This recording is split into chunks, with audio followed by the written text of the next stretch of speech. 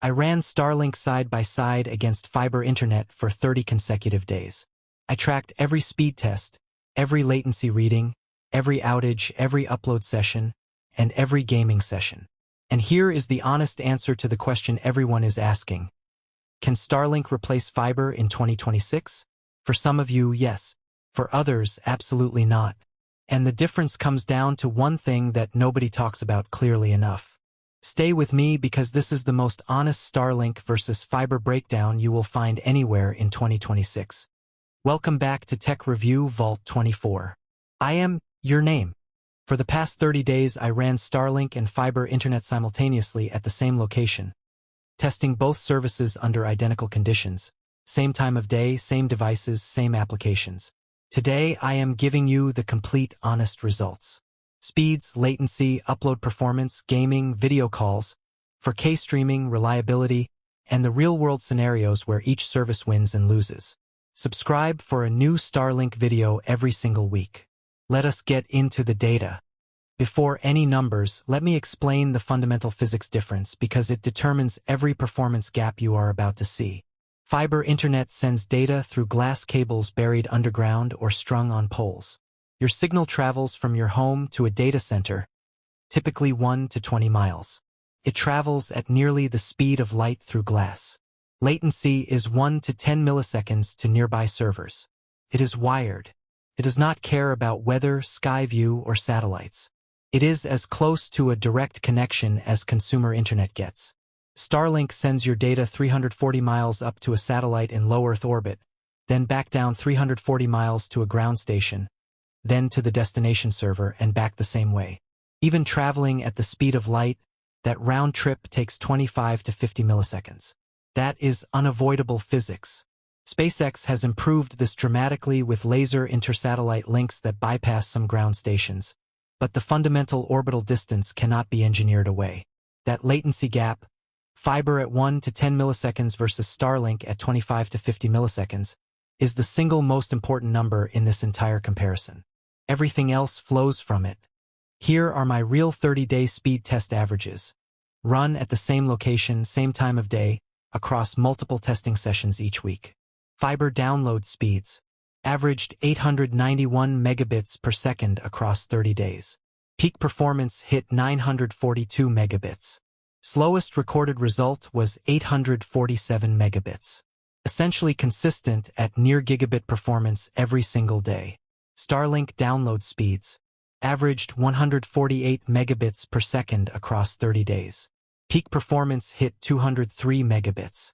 Slowest recorded result was 62 megabits during a peak evening congestion window on a Thursday night.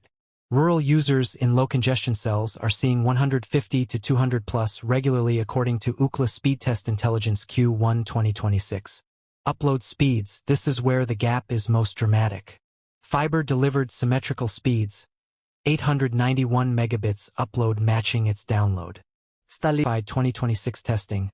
Starlink delivers 10 to 15 megabits upload in real-world conditions. That is a 50 to 1 difference in upload performance. Latency. Fiber averaged 6 milliseconds. Starlink averaged 34 milliseconds. Both are in the range that works for most everyday use, but the gap becomes critical in specific use cases I am about to walk you through. The headline: fiber wins on every speed metric. But the question is whether that gap matters for how you actually use the internet. And for most people, it does not matter as much as you think. The number one use case for home internet is streaming. So I tested both services with simultaneous 4K streams, multiple devices, and peak hour usage.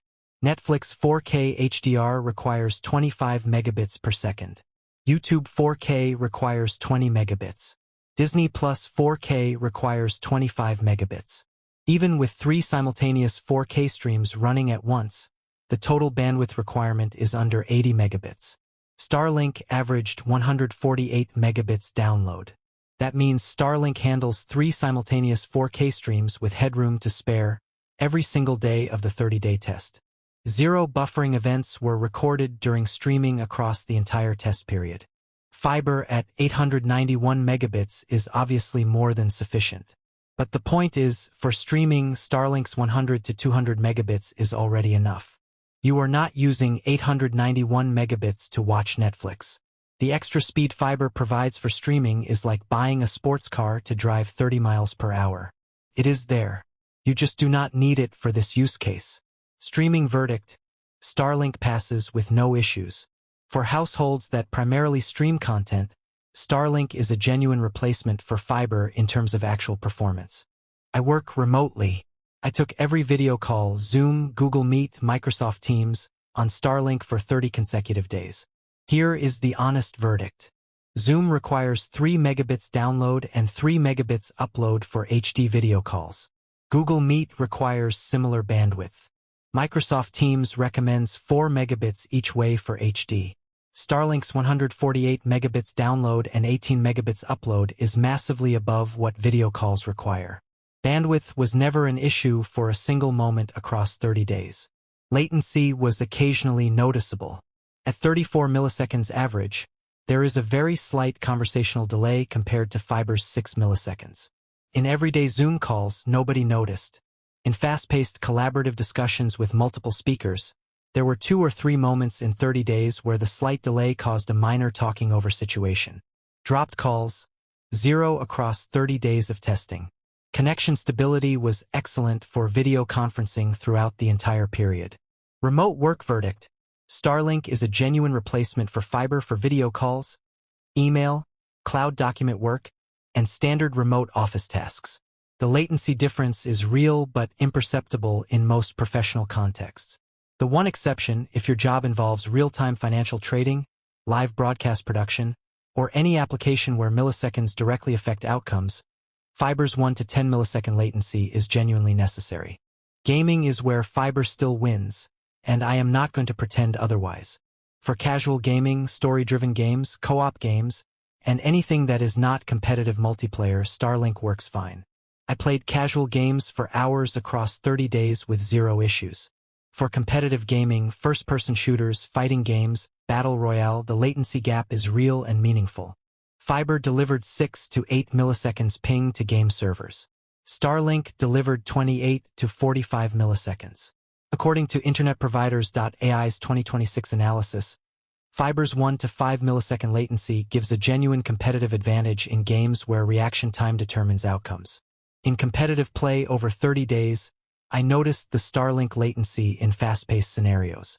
It did not make the games unplayable, but it created a consistent slight disadvantage compared to fiber. Other competitive players on fiber connections had a measurable response time edge. Jitter, the inconsistency in latency, was also higher on Starlink. Fiber delivered near 0 jitter. Starlink showed occasional latency spikes from 35 milliseconds up to 65 milliseconds during satellite handoffs. These lasted 1 to 3 seconds but were noticeable in competitive play. Gaming verdict: casual gamers, Starlink is fine. Competitive esports players or anyone playing ranked matches where milliseconds matter, fiber is the better choice. Starlink is not a replacement for fiber for competitive gaming in 2026. Upload speed is where the gap between Starlink and fiber is most impactful in everyday real use, and this is the one area I want every content creator watching this to pay close attention to. I upload 4K video files regularly as part of my workflow. Here is the real-world test result. A 4.2 gigabyte 4K video file uploaded to Google Drive. On fiber at 891 megabits upload, completed in 38 seconds.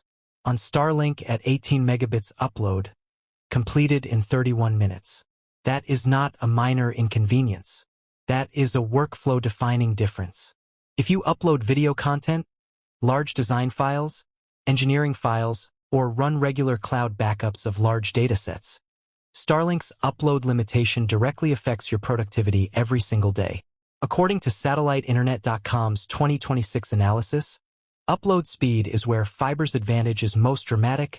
Fiber delivers symmetrical speeds matching download, while Starlink uploads are limited to 10 to 25 megabits in real-world conditions. For casual users who upload the occasional photo or document, Starlink's 18 megabits is more than enough. For content creators, video editors, cloud-heavy developers, or anyone moving large files regularly, fiber's symmetrical gigabit upload is not a luxury. It is a productivity tool.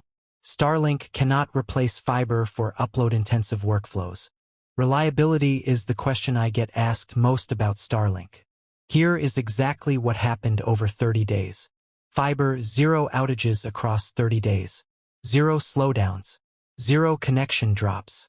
Fiber providers typically guarantee 99.9% uptime in their service level agreements.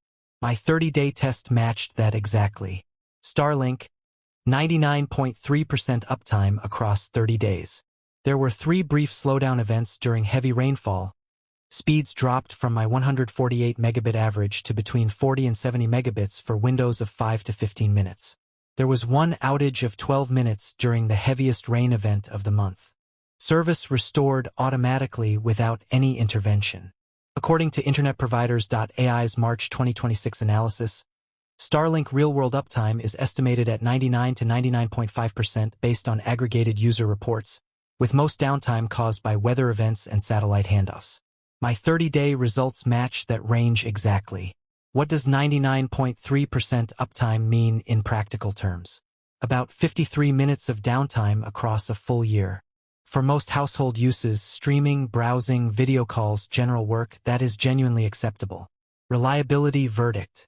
Fiber wins on uptime. It is wired and weather independent. But Starlink's 99.3% real-world uptime is far better than most people expect. And for the majority of use cases, it is not a meaningful difference in day-to-day experience. Let me give you the honest total cost comparison because the monthly price alone does not tell the full story. Fiber Internet.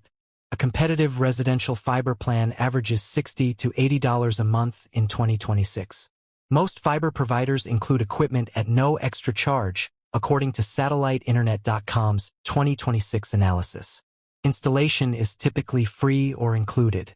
Year 1 total at $70 a month, $840. Starlink Residential. The $80 a month 200 megabits per second plan, plus $349 for the hardware kit upfront. Year 1 total $1,309. Starlink costs $469 more in year 1. Over 5 years assuming the same plan pricing, fiber totals approximately $4,200. Starlink totals approximately $5,149 including hardware. Starlink costs roughly $949 more over 5 years. The honest counterpoint, if fiber is not available at your address, cost is irrelevant. You cannot buy what does not exist at your location. Starlink's premium is the price of access for the tens of millions of Americans who have no fiber option. Cost verdict. Fiber wins on price where it is available. Starlink costs more but delivers genuine high-speed internet where fiber cannot reach. After 30 days of side-by-side testing, here is my honest answer to the question. Can Starlink replace fiber in 2026? For most households, yes. If your internet life is primarily streaming, video calls, remote office work, casual gaming, smart home devices, and general browsing, Starlink's 100 to 200 megabits is everything you need. In my 30 days of testing, 90% of my daily internet use was completely indistinguishable between the two services. Starlink cannot replace fiber if you are a competitive esports player who needs sub-10 millisecond latency. Cannot replace fiber if you upload large files daily as a content creator or developer. Cannot replace fiber for real-time trading or broadcast production applications where single-digit milliseconds directly affect outcomes. But here is the bigger picture that the performance comparison misses entirely. As Pong.com's 2026 analysis put it clearly, Starlink is not trying to beat fiber. It is trying to bring real broadband to the 20% of Americans who cannot get it from any wired provider. For those tens of millions of people, asking whether Starlink replaces fiber is the wrong question. The right question is, does Starlink replace having no real internet at all? And the answer to that is an absolute yes. V3 satellites launching in 2026 are targeting gigabit download speeds for residential users. The gap between Starlink and fiber is closing. By 2027 and 2028, the conversation will be very different from today. My final verdict. If fiber is available at your address and price is not a constraint, keep fiber. If fiber is not available at your address, get Starlink immediately. And if you are choosing between them in a rural area where fiber is your one option but Starlink is cheaper, the 30-day test shows Starlink handles everything most families actually do online. 30 days. Hundreds of speed tests. 0 sponsored opinions. If this test helped you answer the fiber versus Starlink question, hit that like button right now. It genuinely helps this channel reach more people who are facing this exact decision. Subscribe if you have not already, because next week I am putting Starlink through its most extreme test. Rain, snow, thunderstorms, and high winds. Does Starlink actually hold up when the weather turns bad? I have the full 30-day weather test data ready, and the results are not what most people expect. Drop a comment right now. Are you currently on fiber, on Starlink, or still choosing between them? And what is the number one thing you use your internet for: streaming, gaming, working from home, or uploading content? I want your real situation. I read every single comment on this channel. See you next week.